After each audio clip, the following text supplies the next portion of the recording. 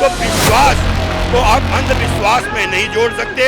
गांधी और नेहरू के कृत्यों के कारण इसको एक धर्मशाला बना दिया गया, तो इन्होंने आरक्षण डाला, जिसके कारण हम एक दूसरे से लड़ने लगे और कहते हैं ब्राह्मण तुम्हारा दुश्मन, ब्राह्मण को काट देते हैं, फिर कहते हैं बनिया तुम्हारा दुश्मन, फिर बनियों को काट देते हैं। वो एक पठान नाम की फिल्म बना करके अपनी मानसिकता को मारने का प्रयत्न कर रहा है। ये एक इंसान नहीं, एक बाबा नहीं, ये हमारे सपनों को लेकर चलने वाला महान इंसान है।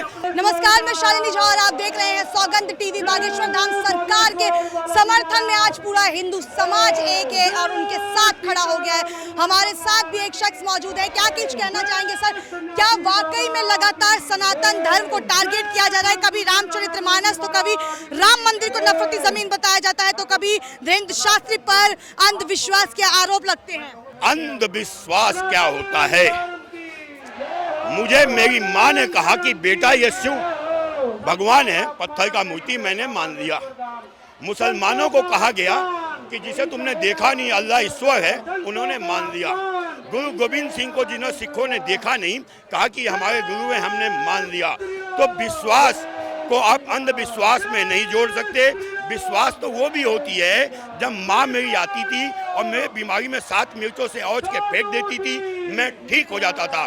तो हमारा धर्म केवल विश्वास आधारित है, और विश्वास ही जिस दिन मेरा मन कहने लग जाता है कि मैं ठीक हूँ, मैं स्वस्थ हो जाता हूँ। जिस दिन मेरा मन कहता है कि मेरा ईश्वर मेरे साथ है, तो मेरे सारे बिगड़े हुए काम बन जाते हैं। और विश्वास और अंधविश्वास में एक मामूली सा रेखा है, वो ये मूर्ख नहीं जानती। जिसे यही नहीं पता कि उसका बाप कौन है, वो मेरे धर्म के ऊपर आक्षेप नहीं रखेगा, संस्कार पैदा नहीं करेगा, तो और कौन करेगा? सर, रामचरितमानस की भी प्रतियां जलाई जाती है। रामचरितमानस की कुछ चौपाइयों को जो है वो गलत बताया जाता है, तो उन लोगों को क्या कहेंगे जो रामचरितमानस के आज खिलाफ खड़े हो गए हैं और उसी रामचरितमानस को गलत बता रहे हैं जो हिंदुओं का सबसे पवित्र ग्रंथ माना जाता है? ये स्क्रिप्ट लिख गया था 1947 में, जब देश आजाद हुआ। उस समय में हिंदू राष्ट्र बनना चाहिए था, क्योंकि देश गुलाम हुआ था हिंदू राष्ट्र, लेकिन आजाद हुआ पाकिस्तान राष्ट्र। तो हमें उस टाइम आज़ादी देनी चाहिए थी, लेकिन गांधी और नेहरू के कृत्यों के कारण इसको एक धर्मशाला बना दिया गया।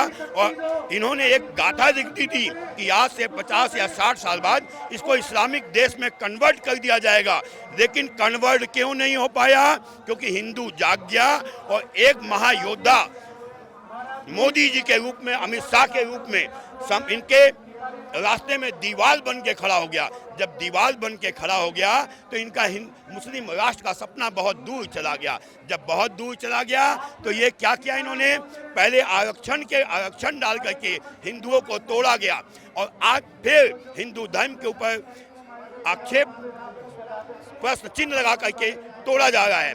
कांग्रेस जानती थी कि हिंदू जिस दिन संगठित हो जाएगा, कांग्रेस की विचारधारा, कांग्रेस की जीन खत्म हो जाएंगे, तो इन्होंने आरक्षण डाला, जिसके कारण हम एक दूसरे से लड़ने लगे, आरक्षण के लिए लड़ने लगे। फूट पड़ गया, तो जब फूट पड़ गया तो कश्मीर से पहले पंडितों को मारा गया, फिर बनियों को मारा गया, फिर वाल्मीकियों को मारा गया।